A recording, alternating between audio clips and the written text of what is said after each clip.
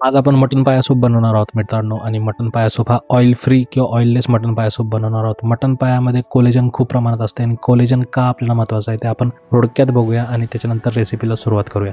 Collagen हे बॉडीचं structural protein म्हणून ओळखलं जातं. हे हाडांसाठी, रक्तासाठी आणि केसांसाठी खूप महत्त्वाचं आहे. सुरुवातीला आपल्या अंगात कोलेजन खूप प्रमाणात असतं ज्यावेळेस आपण लहान असतो, पण काही कालानंतर कोलेजनचं सिक्रेशन किंवा कोलेजनचं सिंथेसिस बॉडीत बंद होतं. कोलेजनचे नॅचरल सोर्सेस नाही आहेत. कोलेजन बॉडीने सिंथेसाइज करायला पाहिजे तर तुम्हाला कॉपर, झिंक आणि इतर अमायनो ॲसिड असलेले डाएट फॉलो करायला पाहिजे. पण तुम्हाला जर डायरेक्ट कोलेजन पाहिजे असेल तर ते तुम्हाला मटन, चिकन किंवा खेकडा आणि फिशमधून मिळू शकतं. सगळ्यात जास्त रिच प्रोटीन कोलेजनचा हा तुमचा मटन स्टॉक आहे किंवा मटन पाया सूप आहे. आणि कोलेजन नसल्यामुळे आपल्याला काय प्रॉब्लेम होऊ शकतात ते आपण आता बघूया. स्किन प्रॉब्लेम होतात, जॉईंट प्रॉब्लेम होतात आणि हेअर फॉल आणि नेल प्रॉब्लेम सुद्धा होतात. ओव्हरऑल एजिंग होतं आणि डायजेस्टिव्ह हेल्थ सुद्धा आपली खराब होऊ शकते कोलेजन कमी असल्यामुळे. आणि हे मेल फिमेल असे दोघांना पण हे प्रॉब्लेम होऊ शकतात, जेंडर स्पेसिफिक नाही आहेत. तर ह्याच्यावर एक चांगला उपाय म्हणजे मटन कोलेजन किंवा मटन पाया सूप आहे. तर पाय आपण दुकानातून आणल्यानंतर तुम्हाला माहिती आहे त्याला केस लागलेले असतात आणि ही केस काढायचा एकदम सोपा उपाय म्हणजे त्याला आपल्याकडे जे पीठ असेल, गहू असेल, ज्वारी असेल, तांदूळ असेल, ते असं व्यवस्थित लावून ठेवा. थोडा वेळ ह्याला लावल्यानंतर ह्याला जी केस आहेत त्याला हे पीठ चिटकणार आहे आणि ते पीठ नंतर तुम्ही व्यवस्थित धुवून काढा. सुरुवातीला केस आणि थोडीशी घाण निघून जाईल आणि तुम्हाला लक्षात येईल की हळूहळू जर आपण 1-2 वेळा जसं तांदूळ धुतो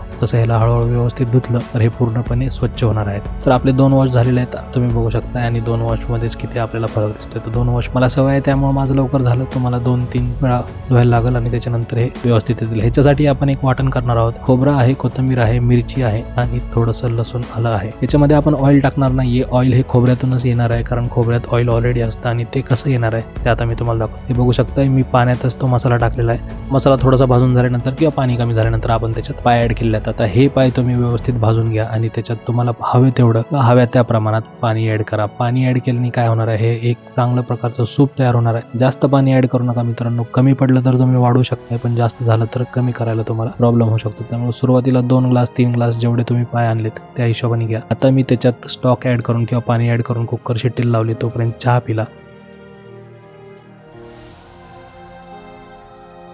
तर ह्या ठिकाणी तुम्ही बघू शकता पायावरती ऑइल आलेलं आहे. हे ऑइल खोबऱ्याचं आहे. खोबरं आपण एकदम बारीक करून त्याच्यामध्ये घेतलेलं आणि खोबरं भाजल्यानंतर त्याला ऑइल आलेलं आहे. तर ही मटन पायाची आपली जी डिश आहे त्याच्यामध्ये खूप प्रमाणात कोलेजन असतं, त्यामुळे तुम्हाला हे आरोग्यासाठी, शरीरासाठी खूप चांगलं आहे. लक्षात ठेवा व्हेजिटेरियन सोर्सेस नाही आहेत. जर तुम्ही कुठून हे विकत घेत असाल तर व्हेज सोर्सेस कोलेजनचे नाहीच आहेत आणि जरी असतील तरी ते तुम्हाला बॉडीत सिंथेसाइज करायला पाहिजे. तर मित्रांनो ह्याच्या व्यतिरिक्त मटन घेताना आपल्याला बरेचदा अडचणी येत असतात. मटन कसं घ्यावं, काय घ्यावं ह्या गोष्टी आपण बरेचदा बघत असतो. तर तुम्हाला जर ह्या संदर्भात काही अडचणी असतील तर ह्या व्हिडिओमध्ये तुमच्या त्या दूर होतील. हा व्हिडिओ नक्की बघा. मटन कसं घ्यावं किंवा काय गोष्टी मागाव्या ह्या संदर्भात आहे. व्हिडिओ बघण्यासाठी धन्यवाद. तुमचा दिन शुभ राहो.